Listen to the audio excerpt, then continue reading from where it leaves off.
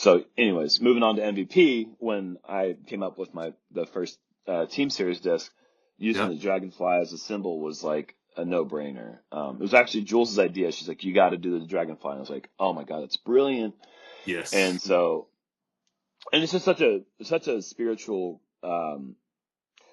being already. There's like so many stories about how dragonflies have an extra set of wings because it's angels bringing the spirits back to Earth. And like I didn't know this. I looked this up and I was like, wow, this makes sense. This is like Hmm. not just something that I experience. This is something that people experience all over the world. And so specifically with dragonflies. And so I was like, man, I haven't really seen anyone really champion the dragonfly as a symbol in disc golf.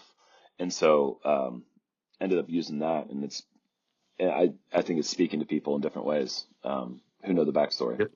Yeah. Yeah. Well, I think even not knowing the backstory, the if you think about the dragonfly and what they're able to do, the way that they fly, Yeah, yeah, the grace, but they can move quickly, and I mean, it's just a beautiful stamp. The artist that did it was knocked it out of the park for you.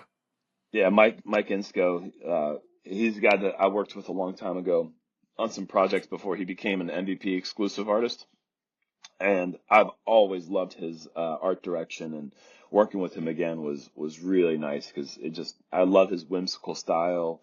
He's done a lot of really popular stamps for MVP because he's really good at what he does, man. And the timeline on this was so short. Um, it was pretty incredible. Like I was in the airport in Charlotte, getting on my plane to fly to New Zealand when I was getting samples from him, and we were going over like the 10 different concepts that he had. Um, to me landing in New Zealand, and he had already like we talked about the idea we wanted, and he hammered out the stamp, and it was finished. And by the time I was in New Zealand, I received not one, not two, but three different shipments of tempos in New Zealand across the world of tempo. Like they literally got the art turn. I mean, it was like the fastest turnaround I've ever seen in my life. It was incredible. So, yeah, it was really cool. The people in New Zealand that got the tempos from me were the first people in the world to have them in hand and throw them. At least my run of them. So that was it's kind of neat because they're usually the last people in the world to get anything, being as far away as they are. So it's kind of Yeah, neat and for them.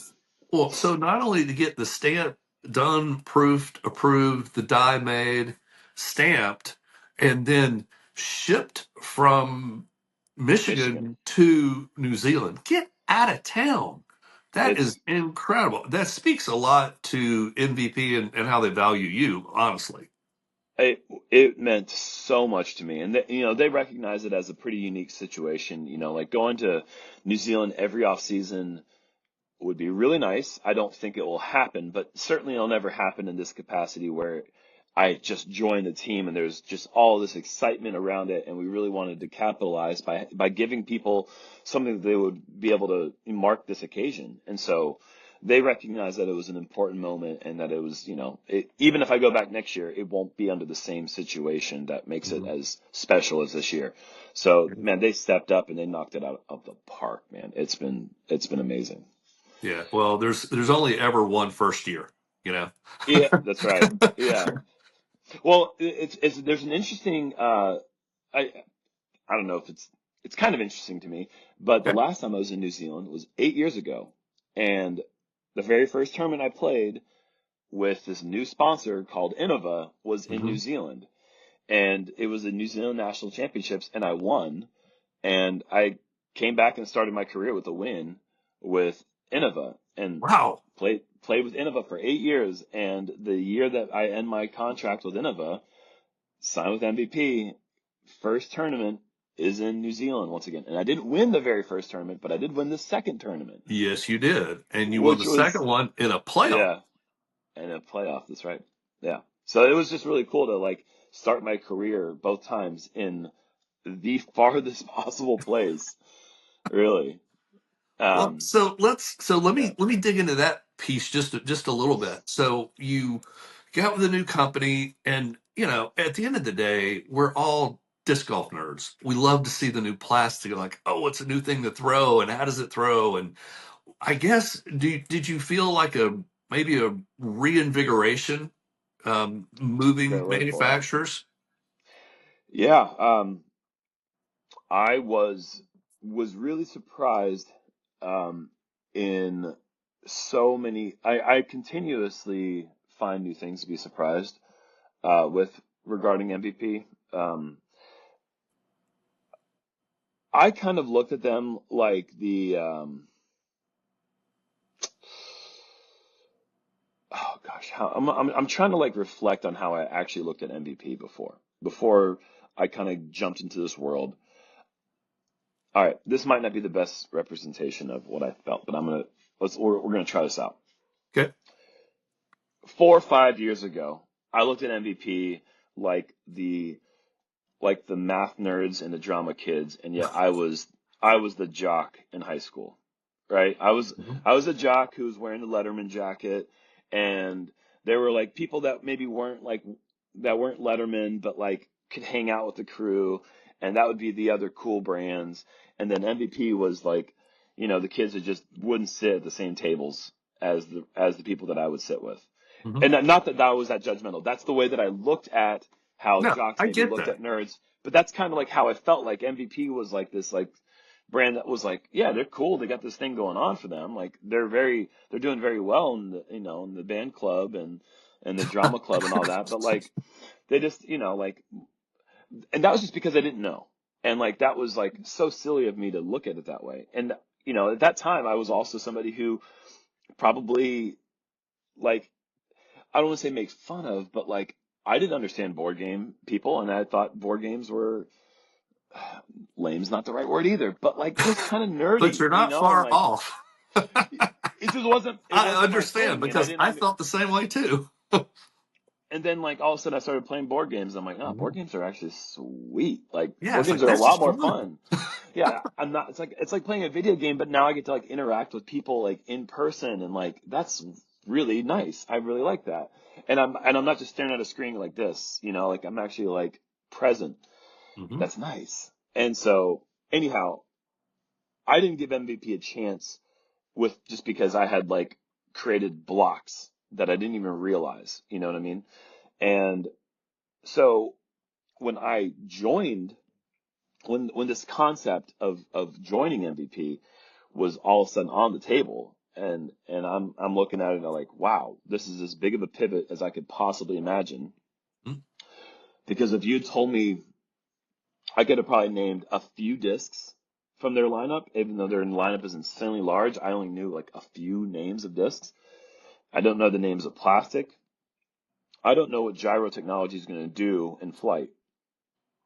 All of it has been one learning step at a time. Like every single step of the way, I've been like, oh my God, wow, these discs aren't like nuanced. They're not like, yeah, they're circles that fly, of course, but they fly really, really well.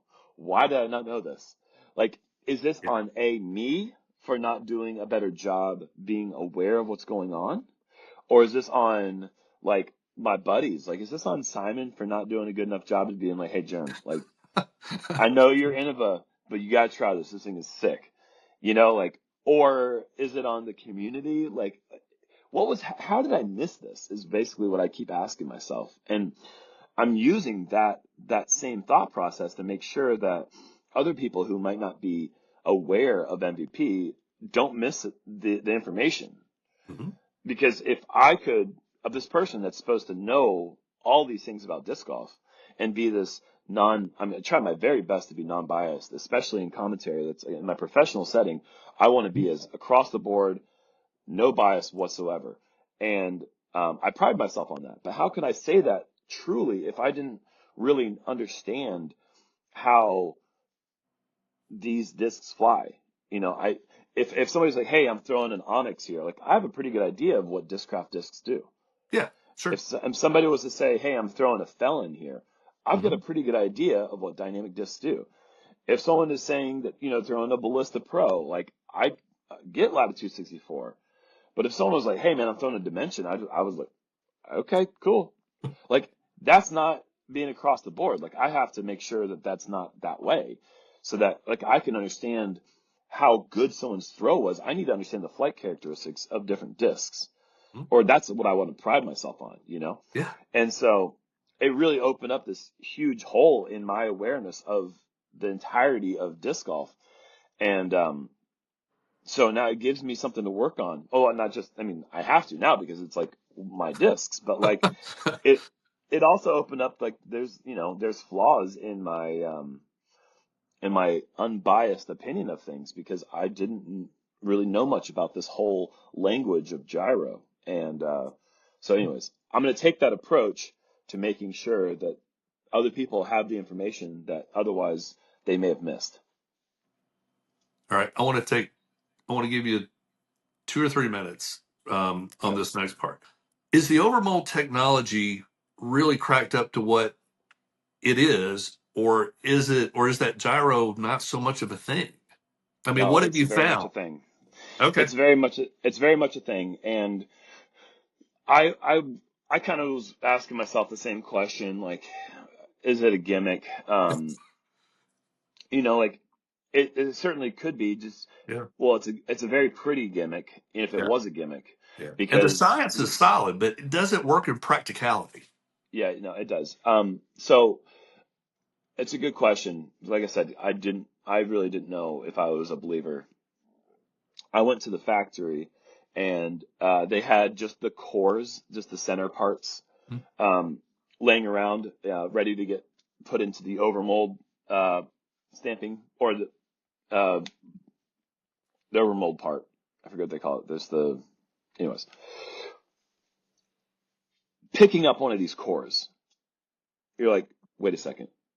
This disc is going to be max weight. This thing is like, what's it, like 100 grams, maybe less? Like, this is like 90 grams. Wow. So you guys are putting that much weight on the overmold part. Wow. It would be neat to remove the core after a full disc had been made to really feel the weight difference between the outer core or the overmold and the core, because that's where you can really tell that the density of the plastic that goes on the overmold is so much heavier. Hmm. And so, and you can only really know that by picking up the core and being like, oh my God, this thing is so lightweight. And with fission plastic, which is like their micro bubble plastic, Okay. it's even more so. And so the centrifugal force that you get from the gyro technology is even more enhanced, exaggerated with their fission line of plastic, um, which is actually the line of plastic I've experimented with the least. And a lot of people really like the fission stuff. And so it's something that I will eventually test out. But for the most part, I've just focused on the proton, which Innova players would, or Innova people would know as champion, and the Okay. neutron, which would be like the star-like stuff. Yeah. Um, but but yeah, so that was when I was like, okay, there's something here for sure. And then when I started like really going to the field and experimenting with discs is when I started to recognize like, wow, like all right, the trail, for instance, we'll talk about the Yes. trail. It's a 10 speed driver. The That one I MVP have came out. thrown. My buddy has it, loves it. It's a crazy disc. So I had only thrown a trail. I'd only basically thrown a few MVP molds ever. Hmm. uh, going into this off season, and the trail was one of them. And I threw it last year at the World Championships, just in a practice round because Raven Newsom uh, Hmm. had one in his bag, and I was like, okay, I definitely want. Well, I was like, hey man, I just saw this disc came out. It feels good. I'm gonna give it a throw. And I threw it. And I was like, whoa, the thing's sweet. Didn't think much of it. Well, I took it to the field starting in November when they sent me some discs, and I was throwing it on these like hyzer flip lines, and Hmm. I was kind of thinking of the trail as like a faster Thunderbird, but it wasn't fair because the trail is, even though it's one speed higher, Thunderbird 9, Trail 10, the trail really acts like it gives me the distance of like a destroyer in a lot of cases. It has freaky flight. I don't really understand how this 10 speed holds up and it keeps going, but it does. Hmm. So throw it on hyzer and it will stand up slowly and it'll get flat And at a certain point, when you throw a hyzer flip, Hmm. it gets to a point where it gets here, and then it'll like just slowly taper back, right? Hmm. That's the fade part. That's the part we all expect. Yep. I get this thing up to speed, and I'm not throwing it like super duper hard, so to get this like full S turn where it almost turns over completely, but it'll get up to flat, and then there's this breaking point where the disc always fades. I've always known it, whether I was playing with Discraft, Prodigy, or Innova. All the discs that kind of flew in a certain way. Well, the trail would break through that point that would fade, and it would stay straight, and it would maybe even give me like a slight extra bit of turn so late that you're like, this can only be related to the fact that this thing is spinning in a different capacity than Yeah. anything I've ever thrown before. Like I know my arm, I know what I'm capable of, I know what stability does to a disc at a certain point. Yet here's this thing changing flight characteristics from everything I've ever been aware of before. And Wow. so I really saw it for the first time with the trail. And that was just because like I knew that I'd heard a lot about how good the MVP mid-range lineup was, so I wasn't so concerned with what that was going to be like. Mhm. I needed to figure out the drivers. Um, and I need, like when I'm on tour, the drivers are the most important disc. And so Oh that's yeah. what I really spent the most time practicing and trying to learn because I really like my driver lineup with Innova. I would argue Innova's driver lineup is the greatest driver lineup in disc golf. And so like, man, that's going to be a tough switch, right? Well, Mhm. man, these discs are doing things that are like I've never seen before. So it's changing like my mindset on like what shot shapes can be created. Hmm. And Okay. and then, so I spent all this time working on drivers, even though it's super cold in Charlotte during the off season. And then I go to New Zealand and I'm actually able to throw drivers in like somewhat decent climate because it's summertime down there. Yeah. Kind of And that windy was though when too, right? it was really windy. Yeah. So like it wasn't windy every day, just the tournament days. Um, Ah, so of course it is. our practice rounds were mostly calm and pretty neutral. And then, then they call 2 minutes and then you know how it goes. Yeah, I do. So we got to, that was trial by fire there. But yeah, so anyways, going on to my mid-range practice, that was where I really think the gyro technology sets itself apart. If you had asked me 3 months ago, give us your unbiased opinion of the best disc that you think there is in the world for this slot, this slot, this slot, like distance driver. I think most people will say, oh, the Destroyer is the best distance driver of all time. And that's got a good case. If you go to like the overstable, uh, low profile approach disc, that's like really good for forehands. Most people would probably say the Zone, you know. Mhm. And then you go to what's the best straight mid range? What would you say? The Rock. You say the Rock. Some people A lot some of people people would say say the Rock. Buzz. Exactly. So you're going to get Rock or Buzz. Those are the two goats, right? For Absolutely. for the straight mid range lineup. Hmm. And I would have been in that boat too. I probably would have said the Buzz just because I had a lot of experience with that because that was my first sponsor. Hmm. What I did not know was that somebody named MVP, uh, specifically under the Axiom brand of MVP, made this disc called the Hex. Yeah, that I have thrown. That's an unreal disc. And then, like, I'm throwing this thing forehand with as much power as I want. This is the really important thing. It Really? Okay. as hard as I want to throw it. That's the thing that I think is really important with distinguishing whether or not a disc is really good. Can I throw it at 95%? I would never go 400 or 100% forehand. Like it does. I don't even know what the 100% forehand is. But can I go 95%? And will it hold up to its flight characteristics if it's thrown smooth? If it can do that, then I can work with whatever stability it is, right? Hmm. But I want to make sure that like it's doing its command if it's thrown smooth. Now, if you throw a disc with flutter, then you Yeah. know all bets are off. But Hmm.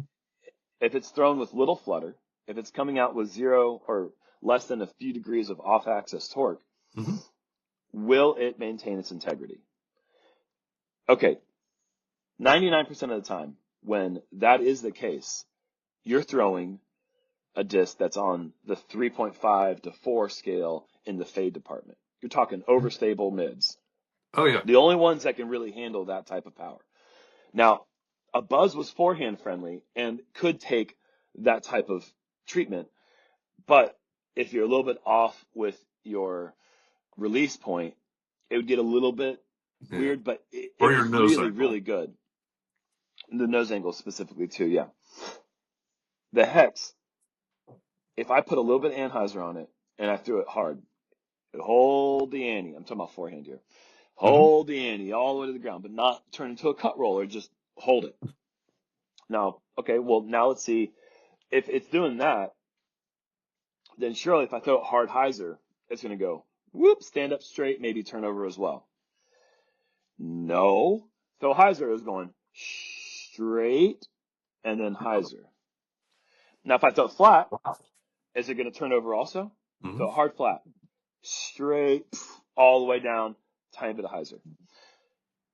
Okay, what's going on here? Like, am I really throwing a mid-range forehand 350? Like, this is where I'm stepping into the 9, 10, 11 speed range, and now Yeah. I'm throwing a 5 speed and I'm getting 350 out of it? What This the is like heck? Twilight Zone. Well, That's incredible. it was it was telling me that there's something to this extra weight on the outer rim Yeah. gyro idea Hmm. because I mean they didn't invent a new idea with a mid-range. It's the same shape as mids. It Yeah. just has something else to it, which is keeping it straight. And I was just I've been blown away with it, and it's just opened up a new like I want to throw mids. That's the speed that I threw when I was coming up in the game. Okay. And when I was playing regionally, which is a lot of wooded technical courses in Hmm. the North Carolina, which is the Southeast, not just the North Carolina. Oh, for I sure. needed to have I needed to have a strong technical game. And at that time I was playing with Discraft, who had a great mid-range lineup. And I didn't know that. I thought that they just had I mean, I knew that their discs were good, but like where I grew up, North Carolina, end of a country, Hmm. you grow up thinking that Discraft is second best. That's just the Hmm. way that everyone talks about it. It's, Innova or die. And at that time, there weren't like disc golf stores in the area that carried every brands. There were little head shops that carried exclusively Innova. And then you could only buy Discraft online, really. And so like you weren't exposed to it. And so when I'm playing for Discraft, I had this thought process the whole time that like I was an Adidas athlete who wished he was playing for Nike. You know what I mean? Like I always thought I was playing with second best. And so then I leave Discraft and go to Prodigy, and I realized Prodigy didn't really have a solid mid-range lineup. I was like, well, any company could just make mids and they'd fly, right? If I throw forehand, well, the M4 would fly nice and flat, but like I couldn't forehand the other mid ranges until they came out with the A series, and then I was leaving right as Right. the A series came out. And that was, I think that they did a good job with the A series, but their normal mids weren't working out for me. And I was like, well, Mhm. Innova is the biggest brand in the sport. Like they're going to have a great mid-range lineup. And the only things I could forehand for the mids were like the really overstable things, and then the AVR X3, which was like the only like dead straight forehand disc that I could throw. Everything else I threw from them would flutter. And like when I started doing that like 70%, 80%, 90% test with the things that were a little bit less stable, they started fluttering and turning over into rollers, and I had very little consistency with it. So that part of my game was dormant. I didn't think I'd ever have it ever again. I thought maybe I lost it. Like I didn't know what would happen, because there's the part of the game that really distinguished me from the rest back in the 2008 to 2012 era when I was with Discraft was that I could throw mid-range forehands. I could approach shots with a different speed, a different spin than anyone else. And like people would say that I looked like a lefty throwing a backhand with a flippy disc, and no one else was doing that kind of stuff. Yeah, especially And not then. No, not at all. no, no, at that time nobody was doing that. And I was kind of a freak of nature in that way. It was like why are you doing this? Like no one else does it that way. And it's like, well, it just makes sense to me. I like doing it that way. And so, for 12 years, I thought maybe that I just didn't have that skill anymore. And then I go to MVP, and then I'm like, wait a second, all this stuff is still here. I can still I have the capability of doing this. I just didn't have the tools to do it. Oh, look And who's I mean, back. yeah, exactly. And so it's just allowing me to get back in touch with the part of my game that I really enjoyed. Now, we'll see how much I'm using it off the tee on tour. Yeah. Um, I do like the hex for opening up to like 400 and to like 415 backhands. If I really need to rip into it, I can trust that it's going to hold up. The pyro, I'm sure I'm going to be using a lot off the tee for like overstable mid-range shots that, I mean, there's times you just need a technical, slower disc, even if you're throwing it a little bit harder. It's not 100% drivers on tour, but A it lot feels of that way them. at times. Yeah, it's a lot Yeah. of them. But no, with my mid-range lineup, I will be focusing more on that element.